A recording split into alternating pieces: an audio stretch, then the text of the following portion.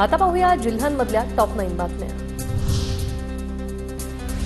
विदर्भ आणि मराठवाड्यासह मध्य महाराष्ट्रात आज वादळी पावसाचा इशारा, तर मराठवाड्यातील लातूर, धाराशिव, हिंगोली आणि विदर्भातील अकोला, वाशिम, गडचिरोलीत काही ठिकाणी जोरदार पाऊस।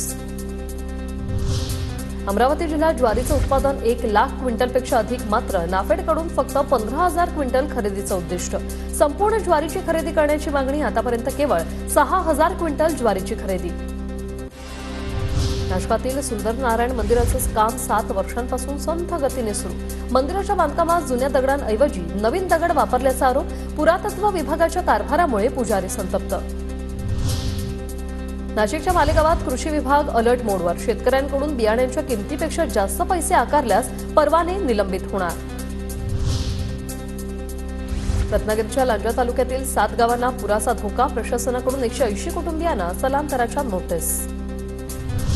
पश्चिम नागपूर परिसरात चिकनगुनियाचे 10 रुग्ण आढळले। भूपेशनगर, बर्डनेर नगरसह पटेलनगर आणि सुदामनगर परिसरात चिकनगुनियाचा उद्रेक, नागपूर महापालिकेच्या पथकाकडून या परिसराचं सर्वेक्षण सुरू। जळगावच्या 40 गावमधील तितूर नदीपात्राला प्रदूषणाचा विळखा, दूषित पाण्यामुळे नदीपात्रात तयार झालेला प्रदूषित फेस रस्त्यावर।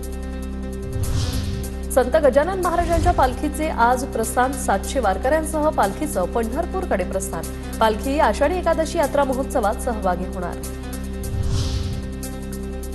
धाराशिव जिल्ह्यात ठिबक व तुषार सिंचन योजनेच्या अनुदानाचे 16 कोटी रुपये 1.5 वर्षापासून थकले। 7,969 शेतकऱ्यांची अनुदान रक्कम द्या, आमदार कैलास पाटलांची मागणी।